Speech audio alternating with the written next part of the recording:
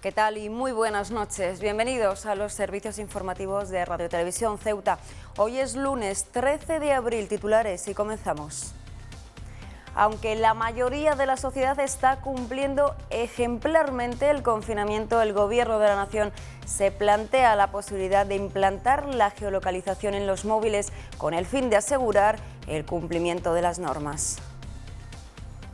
Cualquier posible utilización de los mismos, caso de proceder en algún momento concreto, siempre será con el amparo legal y, en caso de que sería preciso, con el amparo judicial. Y labor de refuerzo la que ha desarrollado esta tarde la Comandancia General de Ceuta con sus equipos de desinfección en las zonas exteriores de la residencia de mayores Gerón. En el interior de las instalaciones, la limpieza diaria, mañana, tarde y noche, corresponde a los trabajadores de la misma, que se atienden a las estrictas medidas de blindaje contra el COVID-19, una situación que el propio consejero de Sanidad ha calificado de cierre a cal y canto en los 3 centros de mayores de la ciudad. Bien, pues así arrancamos ya el repaso a la actualidad. Esto es Noticias Ceuta, comenzamos.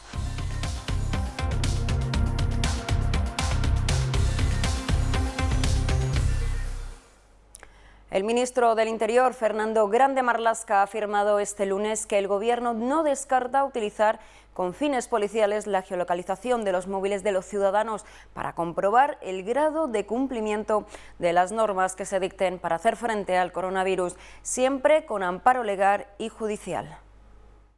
Cualquier posible utilización de los mismos, caso de proceder en algún momento concreto, siempre será con el amparo legal y, en caso de que sería preciso, con el amparo judicial. Y el ministro de Sanidad, Salvador Illa, ha señalado que los contagios pueden producirse también en los propios domicilios. De ahí la importancia de que las personas con síntomas se aíslen muy bien. Las residencias de mayores siguen siendo el principal foco de contagio en España, aunque no es el caso de nuestra ciudad.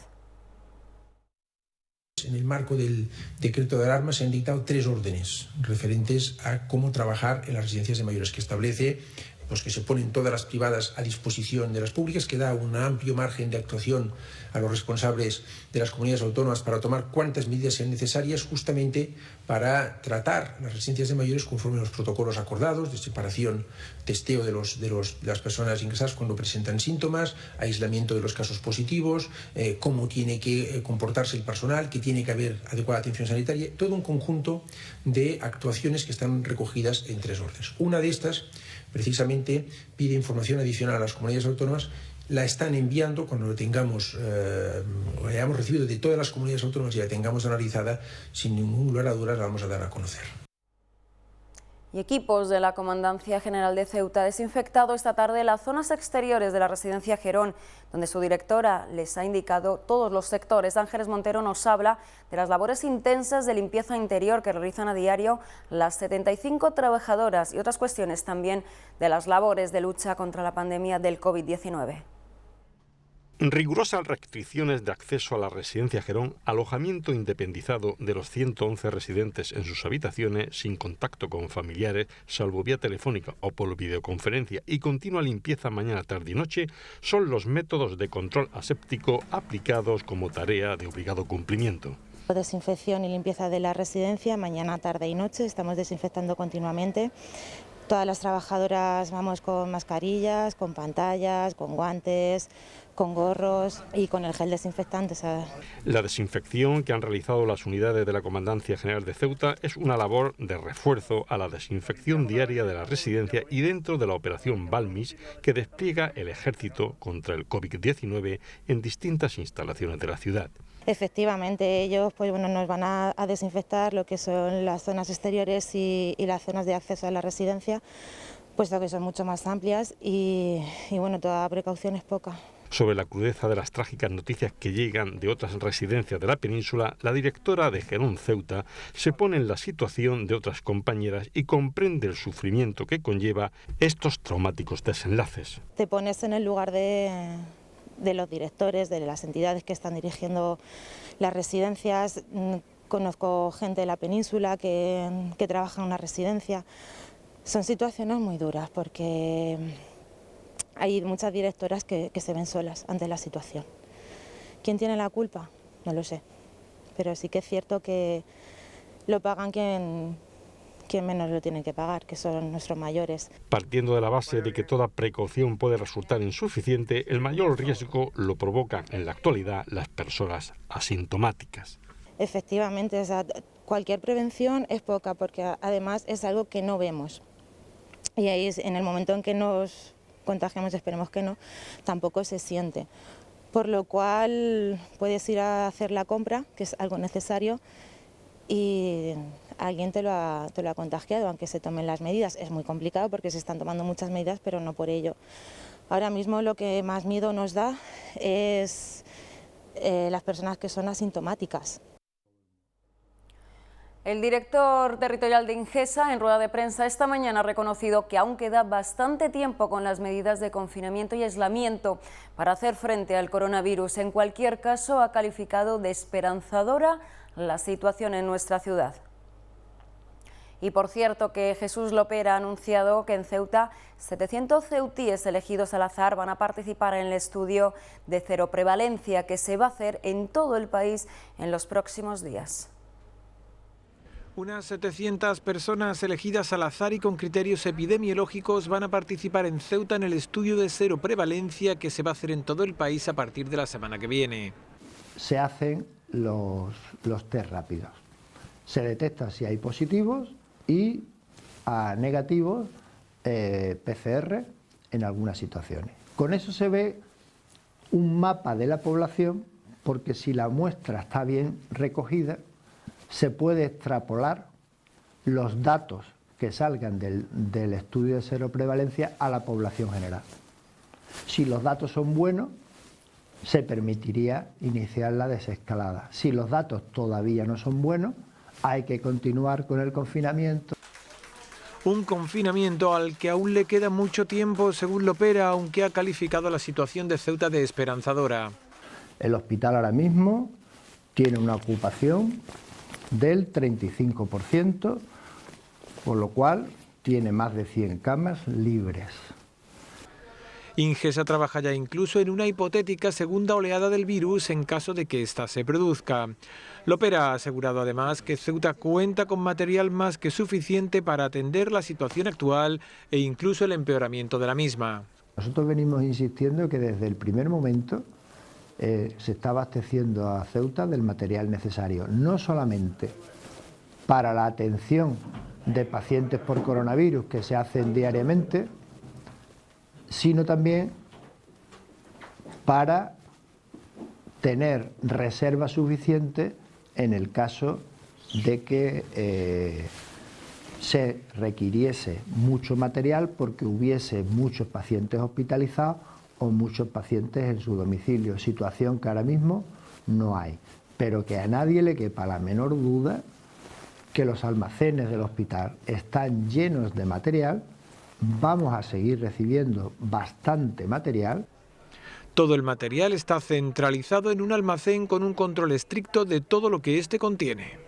Se comprobó que el uso que se había hecho de material de este tipo pues superaba al número de pacientes que lo requerían.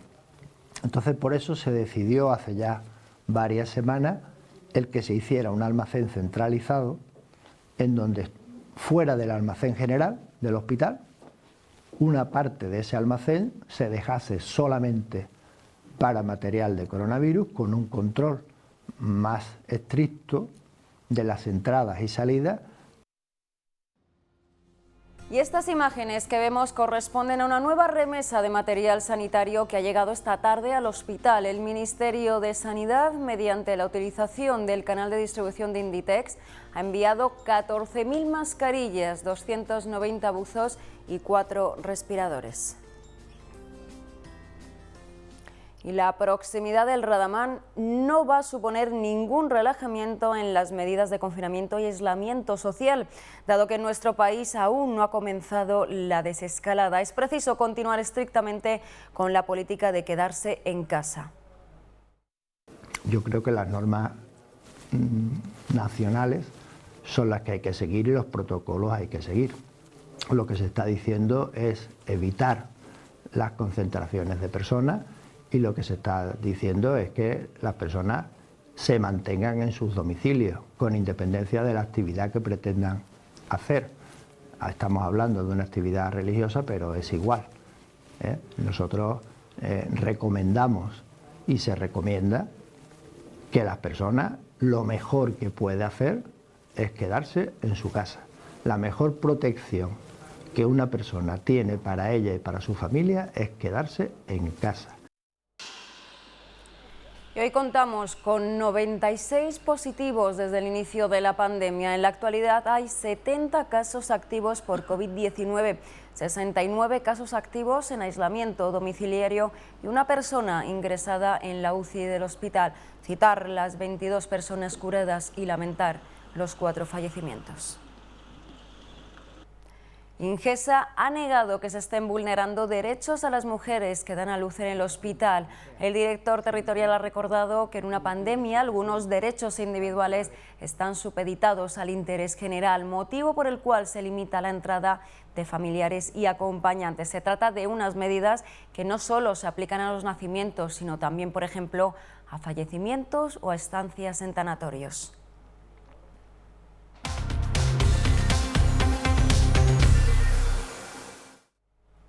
Y la ciudad ha distribuido 7.000 mascarillas a los 3 centros de mayores como lugares más expuestos al COVID. El portavoz del Ejecutivo también ha dado cuenta del refuerzo en el procedimiento de reparto y del pago de más de 5 millones de los 23 comprometidos en el pago a proveedores. El portavoz del Gobierno ha dado cuenta del reparto de mascarillas a los colectivos más expuestos al coronavirus, donde se ejerce un férreo control con un resultado muy positivo hasta ahora.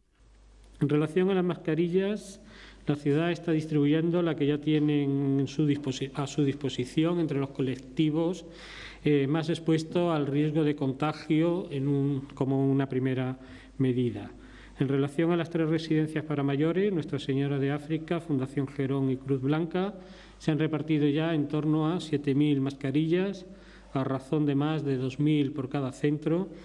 Y aquí debemos recordar que las medidas establecidas por la Consejería de Sanidad a la residencia de un férreo control pues están dando resultados muy positivos. También se ha referido Alberto Gaitán a la vigilancia y control que se ejerce en las obras con las medidas de protección a los trabajadores con el reinicio emprendido hoy. En cuanto al reinicio de obras, desde hoy lunes, siguiendo las directrices del Gobierno de la Nación, es posible continuar las obras que habían quedado paralizadas en las 2 últimas semanas.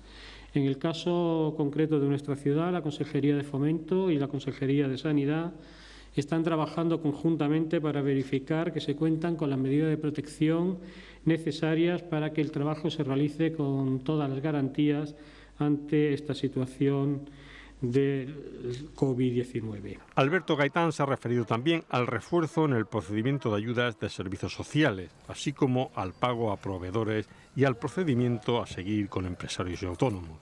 La Consejería, por otro lado, la Consejería de Hacienda, Economía y Función Pública y la de Servicios Sociales van a reforzar la coordinación de cara a agilizar el procedimiento para el reparto de ayudas sociales. Y en cuanto al plan de ayudas, ya se han pagado 5 millones de euros de los 23 millones comprometidos del pago a proveedores y la Consejería de Hacienda quiere habilitar rápidamente el procedimiento para solicitar las ayudas para autónomos y empresarios.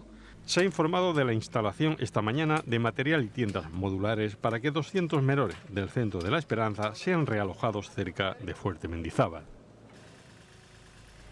Apoyo de la Comandancia General a la ciudad autónoma. En concreto, la ULOC 23 se hace cargo del transporte y montaje de las literas y tiendas para alojar a parte de los menores de la Esperanza en su nueva ubicación. En un comunicado de prensa, la Comandancia General informa que continúa prestando apoyo a Ceuta y a requerimiento de las administraciones públicas va a facilitar medios materiales en forma de literas y tiendas para aliviar en lo posible el Centro de Menores de la Esperanza. De esta forma van a ser 90 literas y 10 tiendas modulares las que la ULOC 23 va a proceder al traslado y montaje en la parcela de Hidalgo e Hijos, cercana al Fuerte Mendizábal. De esta manera, la institución militar sigue haciendo honor a su total compromiso con Ceuta y sus autoridades civiles y en este caso la operación Balmis no cesa en su lucha contra la pandemia. Allí ha estado nuestra compañera Ruth Gil. Efectivos de la Comandancia General de Ceuta y dentro de la operación Balmis han comenzado desde primera hora de esta mañana a colaborar con la ciudad en establecer aquí en la zona de Hidalgo e Hijos el complejo asistencial que acogerá a amenas procedentes del Centro de la Esperanza. El principal objetivo es descongestionarlo y asegurar unas medidas de higiene y salud óptimas para que puedan llevar el confinamiento durante este periodo del estado de alarma. Para explicarnos cómo se ha desarrollado el operativo tenemos a Víctor Ríos, que es director general de Protección Civil de la ciudad. Muy buenos días. Buenos días, Ruth. ¿Cómo habéis desarrollado el operativo desde primera hora de esta mañana? Pues esta mañana habíamos reunido aquí a soldados de Comandancia General con el teniente Osado y miembros de voluntarios de Protección Civil. Comenzamos en la estructura de las tiendas modulares que veis en el centro. Son 10 tiendas modulares donde van a estar sobre todo la zona de comedores y zona de limpieza para comida, cocina y zonas recreativas, que luego nos lo explicará Manuel Jurado, el director general de Medio Ambiente. Y alrededor pues son los 43 módulos que van a montarse. Ahora mismo nos quedan todavía unos 15 módulos que todavía no han venido, pero el resto ya están montados con su zona de saneamiento y luego las luminarias y todos los contenedores preparados con literas dobles. También hemos hablado con el director general de Medio Ambiente y Sostenibilidad, Manuel Jurado, que nos ha contado más cuestiones técnicas sobre la infraestructura que se va a montar en estos 6.000 metros cuadrados, que va a contar con 10 cámaras de videovigilancia y que van a estar destinados a descongestionar el Centro de la Esperanza. Un total de, me parece, 43 módulos de dormitorio, y de ellos, de esos 43, 2 serán para aulas formativas. Y aparte una zona, porque como partimos de la base de que cuando se decide hacer esto la ciudad no tiene módulos, partimos de los módulos que tenía Maquinaria Hidalgo para alquilar. Entonces esos módulos con los aseos en mal estado, sin cota para meterle la pendiente, se decidió hacer una zona de lo que es duchas y lavabos y váter, ¿no? Que es la zona que tenemos aquí a la izquierda, que la vamos a conectar a la red. Está una cota superior al resto de módulos, por lo tanto los otros no se han podido conectar, aparte del mal estado que tenían los aseos.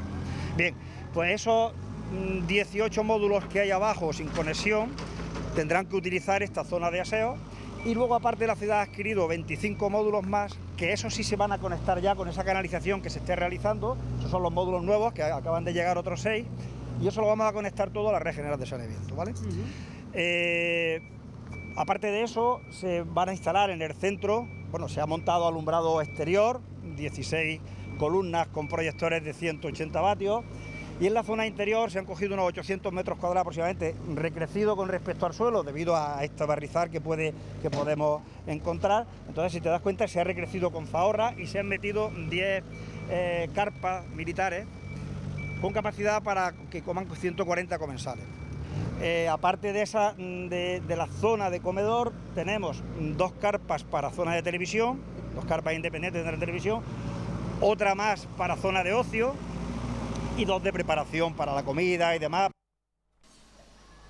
La Federación de Industria, Construcción y Agro de UGT Ceuta ha hecho un reconocimiento público para agradecer la gran labor y profesional que están realizando los trabajadores de la empresa de alumbrado público de Ceuta perteneciente a Endesa, los cuales están haciendo posible que ningún hogar quede desconectado de la red eléctrica en ningún momento.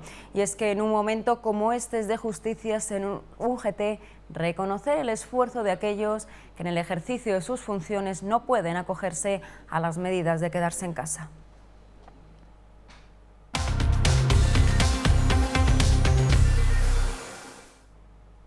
Y más asuntos. La Policía Nacional detiene en El Príncipe a un individuo después de amenazar a su familia con una pistola. Contaba con antecedentes por amenazas, homicidio doloroso y lesiones, entre otros. Agentes de la Policía Nacional han detenido a un individuo que responde a las iniciales de AMA, de 54 años, natural de Ceuta y con un amplio historial delictivo por delitos violentos, autor de amenazas y tenencia ilícita de armas. La intervención se ha producido en el día de hoy sobre la 1:30 del mediodía, cuando los agentes que se encontraban patrullando en un vehículo policial sin distintivos por las inmediaciones de la Barrera del Príncipe escucharon un comunicado de la sala de operaciones del 091, en la que se alertaba de una posible reyerta en un domicilio próximo. Los agentes acudieron al lugar percatándose en las inmediaciones de la vivienda cómo un individuo emprendía la huida a la carrera, momento en que los agentes se apearon del vehículo camuflado logrando interceptarlo a escasos metros. Minutos antes, el individuo se encontraba en el interior de la vivienda con varios miembros de su familia, entre ellos la madre, un hermano y una menor. Tras una fuerte discusión, habría esgrimido un arma de fuego amenazando a su familia para a continuación emprender la huida. En el momento de la detención portaba en la cintura una pistola alimentada con plena capacidad de disparo y cartucho en recámara que ha sido intervenida. El detenido será puesto a disposición de la autoridad judicial en las próximas horas. Las fuerzas y cuerpos de seguridad y la policía local han impuesto desde que se inició el estado de alarma un total de 2.036 propuestas de sanción a ciudadanos por no respetar la orden de confinamiento. El número de detenidos asciende a 22.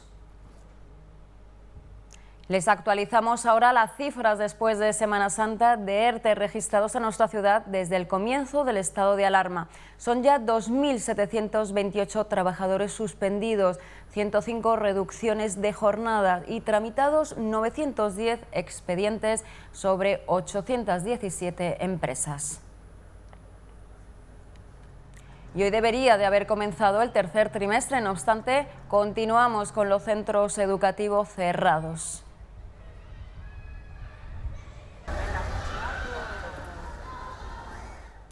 Y en el programa Alarma Ceuta conversamos con el director provincial del Ministerio de Educación y FP antes de la reunión con los directores de los centros mantenida a partir de la 1 de la tarde. Desde la dirección provincial se argumenta que hay que esperar además a este miércoles a la celebración de la Conferencia Sectorial de Educación que abordará cómo será este final de curso. Lo que se ha avanzado es que se va a intentar poner en marcha en los centros un programa de préstamos de plataformas digitales a los alumnos, es decir, de préstamos de ordenadores o portátiles para que aquellos alumnos con menos posibilidades y recursos puedan terminar así el curso a través de la vía telemática. En cualquier caso, Javier Martínez reconoce que es casi imposible volver a las aulas ya en este curso. Bueno, yo creo que es casi imposible volver a las aulas y a una digamos, enseñanza ordinaria, a un régimen ordinario. Es posible que pudiéramos tener alguna actividad con alumnos en el mes de junio, pues entiendo yo, bueno, de una forma escalonada y de una forma que no se aglomeraran todos los alumnos y alumnas en los centros, sino, bueno, pues hacer alguna recuperación, por ejemplo, que fuera necesario hacer alguna recuperación en alguna etapa, en algún nivel. Estoy hablando especialmente de la FP o de segundo de bachillerato, y que en algunos días pues tuvieran que acudir un grupo, respetando las distancias, respetando todas las medidas de seguridad para evitar contagios, que pudieran asistir al centro a hacer alguna actividad, pero no más de eso. La Dirección Provincial de Educación y Formación Profesional se ha reunido esta tarde a través de videoconferencia con los directores de los centros escolares de la ciudad para determinar las pautas por las que se dirigirá en principio lo que resta de curso escolar, debido a las consecuencias adversas que el COVID-19 también ha tenido en el ámbito educativo, con la presencia de los alumnos y docentes en casa y el traslado de las tareas vía online por parte de los profesores. Este último aspecto ha sido tratado en dicha reunión al objeto de solucionar la brecha digital en función de las infraestructuras de cada centro educativo, además de la evaluación del segundo trimestre, ya que todo lo añadido telemáticamente se considerará como refuerzo de contenidos. Al no existir órdenes de ampliar conocimientos, a día de hoy los plazos administrativos están parados en los que a la escolarización se refiere y establecer fechas como posible reanudación del curso ni se plantea, ya que como en otros sectores vendrá marcado por las recomendaciones sanitarias y los decretos que establezca el Gobierno de la Nación a este respecto. 8 familias de la Asociación Digmun recibirán durante el mes de abril unas becas comedor gracias a la Fundación Educo. Se proporcionará semanalmente a cada una de las familias unos bonos con un valor de 50 euros para posteriormente ser canjeados en la empresa Solefrumer, que será la encargada de distribuir los alimentos y productos de higiene a dichas familias. Y más ayudas, en este caso las que propone el Grupo Parlamentario Popular a la Comisión de Justicia para que promueva la extensión de las ayudas fijadas en el Real Decreto del 17 de marzo de medidas urgentes extraordinarias para hacer frente al impacto económico y social del COVID-19 a los autónomos cuya previsión social está concertada con la mutualidad de la abogacía y la de procuradores de los tribunales y se trasladen así las mismas por parte con cargo al sistema público.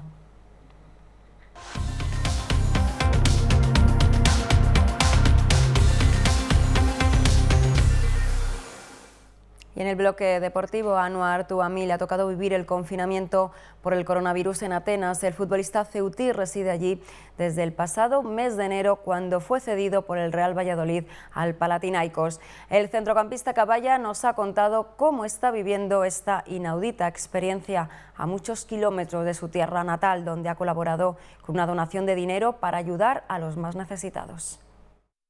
La verdad que bien. Mentalizado de que no es un juego, de que es una situación muy grave, entonces pasando la mayor parte de las horas en casa, saliendo solo para lo imprescindible. Aquí estoy acompañado de mi mujer y jugamos a las cartas, matamos el tiempo viendo películas, viendo series, también juego con mis amigos a la consola, llamo a la familia por videollamada, prácticamente eso es lo que hago. También intento entrenar en casa. Anouar Touamy, que se incorporó al Panathinaikos el pasado mes de enero cedido por el Real Valladolid, nos ha contado cómo se está viviendo la crisis del coronavirus en Atenas. La situación sí que es verdad que es menos grave que en España, pero también estamos de confinamiento, quedarse en casa, salir, como dije, para lo imprescindible. La verdad que aquí tomaron medidas muy pronto. Cuando empezó a ver los primeros casos del virus, pues ya empezaron a tomar medidas. Pese a estar a muchos kilómetros de distancia de su Ceuta natal, Anouar no se olvida de sus raíces y recientemente tuvo un bonito gesto al colaborar con la gente que más lo necesita en esta complicada crisis. Por supuesto que no me olvido de mi tierra, creo que es el momento de ayudarnos los unos a los otros. Yo solo quise aportar mi granito de arena a lo que es la gente necesitada y colaboré con la Asociación de Mujeres Anónimas y el Banco de Alimentos y nada, estoy muy feliz de que mucha gente se pueda aprovechar de ello, y ya que son tiempos difíciles para todos. Anouar ha tenido una rápida adaptación al fútbol griego y se encontraba en un buen momento antes del parón. Ha sido la verdad que muy fácil para mí. Desde el primer momento los compañeros me lo hicieron muy fácil, el entrenador mostró toda la confianza en mí. Estoy muy agradecido, la afición también, desde el primer momento me ha estado apoyando. Necesitaba tener minutos y la verdad que ha sido una experiencia muy gratificante venir aquí al Panathinaikos. Tras su experiencia en Grecia, el mediocentro caballa tiene en mente volver al club de su vida, el Real Valladolid. Estoy muy feliz de haber tomado esta decisión, ya que me está haciendo crecer como jugador, y espero que para la temporada que viene se vuelva a ver reflejado, pueda hacerme con un hueco en el equipo y triunfar con la camiseta del Valladolid. Anouar envía este mensaje de ánimo a sus paisanos ceutíes. Quiero mandar toda mi fuerza y todo mi apoyo y pedir a todo el mundo que se quede en casa, ya que es la mejor manera de acabar con esto. Seguro que saldremos adelante. Un fuerte abrazo. Y siguen los gestos solidarios del mundo del deporte en estos tiempos de pandemia. La plantilla de la Agrupación Deportiva Ceuta hizo la semana pasada una colecta para comprar alimentos para los más necesitados, una iniciativa que también ha llevado a cabo en las últimas horas el Club Deportivo Africanos. La plantilla de la Agrupación Deportiva Ceuta realizó el pasado sábado una compra con las múltiples aportaciones hechas por jugadores y cuerpo técnico. Los futbolistas del plantel caballa, David Polaco y Shakir, fueron los encargados de distribuir los packs de alimentos de primera necesidad a un total de 32 familias desfavorecidas.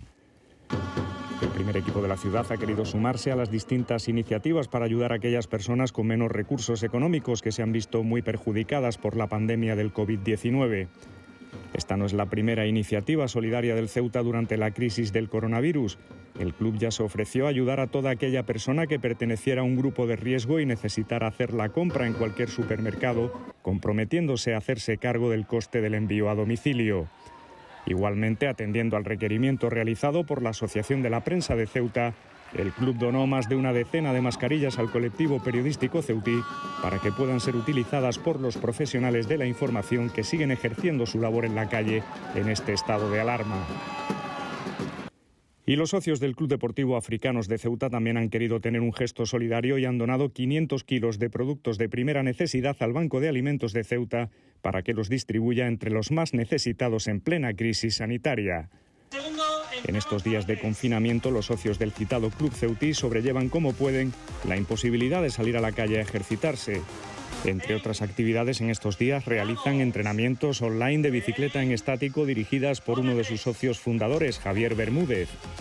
Estos entrenamientos llevaron a los socios a conversar de manera telemática por los grupos de WhatsApp que utilizan para sus quedadas y entrenos, surgiendo la idea de hacer una donación en nombre de su club, la cual tuvo una gran aceptación. Se eligió a los encargados para llevar a cabo la recaudación y la compra entre todos los socios voluntarios que quisieron colaborar con esta causa.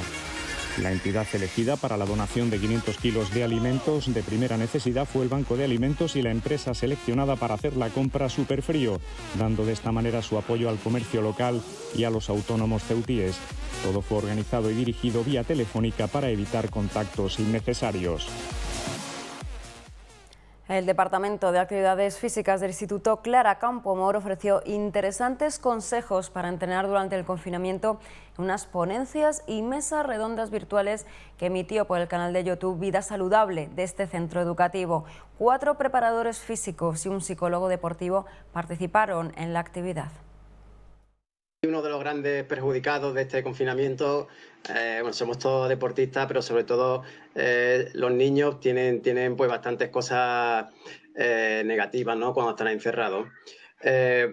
Muchas de ellas son importantes porque el niño, cuando está en la calle, en su en su día a día habitual, lo que suele hacer es mucha actividad física. Suele correr, suele saltar, suele ir al parque, suele hacer pilla-pilla, suele hacer muchas cosas. Con el confinamiento los niños están perdiendo esos estímulos. Es importante que seamos conscientes de nuestras limitaciones, no caer en las modas de que todo vale, ya que puede ser incluso perjudicial para nuestro organismo. Con esto no quiero decir que no realicemos ningún tipo de actividad. Yo voy a poner un modelo de semana, una semana tipo, ¿no?, estándar, de cómo sería el entrenamiento para un ciclista en rodillo, ¿no? Entonces ahí veréis que yo casi siempre hago 2 sesiones. Una de rodillo, que no va a superar la hora y cuarto, y otra en la que hago otro tipo de trabajo. Rutina de visualización. También, si hablamos de nivel óptimo de activación, recordar que en el entrenamiento, si nuestro nivel de ansiedad es muy elevado o muy bajo, el rendimiento baja. Entonces, también a lo mejor en estos días que la ansiedad nos puede estar afectando un poquito más, el realizar técnicas de relajación, entrenamiento en relajación, o el establecimiento de objetivos, el ser capaz de poder realizar un cambio en mi objetivo y trabajar a objetivos a corto plazo. El objetivo del deporte es la salud y la diversión. Creo que todo el mundo tenemos que no obsesionarnos con nuestra caída tanto del deporte, de nuestro rendimiento deportivo, y tener en cuenta que podemos trabajar otras partes de nuestro cuerpo que teníamos olvidadas. No olvidemos que lo mejor del deporte son las relaciones interpersonales que genera, y que lo practiquemos con nuestros hijos, con nuestras mujeres, que seamos felices. Se cumple un mes sin competiciones y, por tanto, sin retransmisiones deportivas en Radio Televisión Ceuta, aunque hemos venido ofreciéndoles algunos partidos destacados de los últimos tiempos, tanto de la Agrupación Deportiva Ceuta como de la Unión África Ceutí. Paco Blasco, uno de los narradores deportivos de esta casa, espera que las competiciones puedan reanudarse pronto.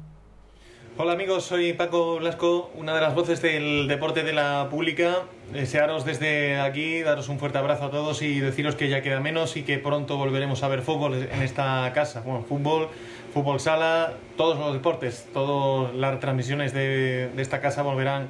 Esperemos que pronto y podamos volver a estar disfrutando de todo lo que nos gusta a nosotros. Toca quedarse en casita, es unos días más y pronto saldremos de esta y el esfuerzo habrá merecido la pena. Un abrazo a todos.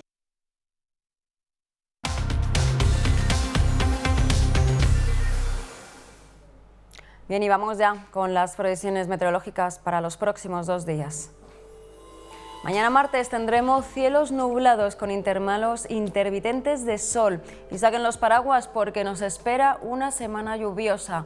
Las temperaturas oscilarán entre los 14 grados de mínima y los 18 de máxima. Nos acompañará el levante. Y respecto al miércoles, cielo encapotado con alta probabilidad también de lluvia, temperaturas que variarán entre los 15 y los 19 grados de máxima. El viento soplará también de levante. Y respecto a la farmacia de guardia para la noche de hoy es Pulla, en Avenida Teniente Coronel Gautier, número 12. Y la escritora Tula Fernández ha llevado su sensibilidad como creativa en el mundo literario con sus 2 primeras obras, La boca de los 100 besos y La inocencia de los sublimes. Nos adentra ahora en el mundo interior de su vida en confinamiento. Desde su perspectiva personal cuenta la experiencia que vive junto a su familia en la situación que nos ha tocado vivir.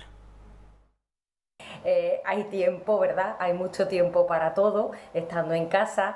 Y bueno, lo que yo había añorado muchísimo, que era, y lo decía muchísimas veces en broma, añorar tiempo para escribir constantemente, pues ahora ya no me gusta tanto, lógicamente, pero sí, estoy aprovechando para escribir. Estoy revisando la segunda edición de La boca de los 100 besos, que va a volver a salir ahora con caligrama. Ya tenía que estar, pero bueno, todo se retrasará, afinando y presentando a concursos la segunda obra y bueno, y haciendo unos primeros tientos en una siguiente. Me preguntan muchas veces si yo sería capaz de escribir sobre la pandemia, y sé que hay escritores que ya han empezado una carrera por escribir sobre este tema. Incluso tengo mucha curiosidad por leer a Paulo Giordano, que me gustó mucho su primera obra, Los números primos, y sé que él pertenece a la zona de Milán, una zona donde hay más afectados por la pandemia y donde ha sido muy cruel esta infección. Y sé que le comenzó a escribir en febrero y ya, bueno, ha batido récord porque en 2 meses ya tiene el libro y ya se puede adquirir electrónicamente. Y tengo mucho interés en leer en tiempos de contagio, ¿no? No sé si soy capaz de escribir sobre todo esto, porque creo que, al menos para mí, la escritura, más que una profesión o un ejercicio cara a los demás, es un placer personal, y esto no me provoca ningún placer. Así que no sé si seré capaz de enmarcar alguna historia en la pandemia. De hecho, bueno, me han mandado informes sobre algunos concursos de relatos cortos, incluso de microcuentos, dedicados al COVID-19, y lo he desestimado. No encuentro placer en estos momentos escribiendo sobre esto, ¿no? Más al contrario, creo que lo encuentro evadiéndome de aquí, ¿no? Entonces no sé si seré capaz de escribir sobre esto. En principio no, pero bueno, cuando uno se pone, luego los personajes aparecen y desaparecen por los escenarios que menos te imaginas, ¿no? Ayer, domingo de Resurrección, nos dejó Gabriel León Castillo, escultor autodidacta, mayordomo de la ciudad autónoma de Ceuta y escudo de oro de la ciudad y padre de nuestro compañero técnico de sonido Gaby, a quien le transmitimos nuestro más sentido pésame. Escultor autodidacta, mayordomo de la ciudad autónoma de Ceuta durante 22 años, amigo de sus amigos, siempre solícito y cordial, cumplidor de su trabajo y especialmente reconocido a nivel institucional, Gabriel León Castillo nos ha dejado el domingo de Resurrección. Paradojas de la vida, él, que dedicó su tarea como imaginero a numerosas cofradías y aportó su sentido artístico a numerosas recreaciones de nuestra Semana Santa. Gabriel León fue reconocido el pasado 20 de febrero con el escudo de oro de la ciudad por el gobierno local, una distinción a la que se hizo acreedor con suficiencia y mérito, porque aglutinó en su persona una serie de valores que lo justificaban. Hombre de talento y volcado con su tierra, ejemplar servidor público, conoció a numerosos alcaldes durante su trayectoria como funcionario, con quienes compartió múltiples experiencias que llevó al terreno de lo confidencial y se llevó a la tumba. Jamás tuvo palabras de agravio para nadie y su sentido del deber lo llevó a confesar que jamás tomó una baja durante su etapa laboral. Otra nueva paradoja de la vida que tantas veces nos es esquiva llevó a quebrantar ahora precisamente su salud, que le ha fallado esta vez consecuencia de una penosa enfermedad. Un desenlace postrero que al menos ha tenido como despedida una fecha significativa, el Domingo de Resurrección, como si el mensaje subliminal de su existencia llevara implícita una alternativa de esperanza al proyectar a Gabriel León hacia otra dimensión. Descanse en paz el funcionario ejemplar, el artista y, sobre todo, lo mejor que se puede decir de alguien, una muy buena persona que siempre supo hacerse de querer por quienes le conocimos. Y por cierto que al término del informativo podrán disfrutar de una entrevista que se realizó hace ya tiempo en esta casa. Bien, pues es todo por el momento. Muchísimas gracias por su compañía un día más. Mucho ánimo a todos y nuestro más sentido pésame a todas las familias que han tenido que lamentar la pérdida de seres queridos. Mañana volvemos. Buenas noches.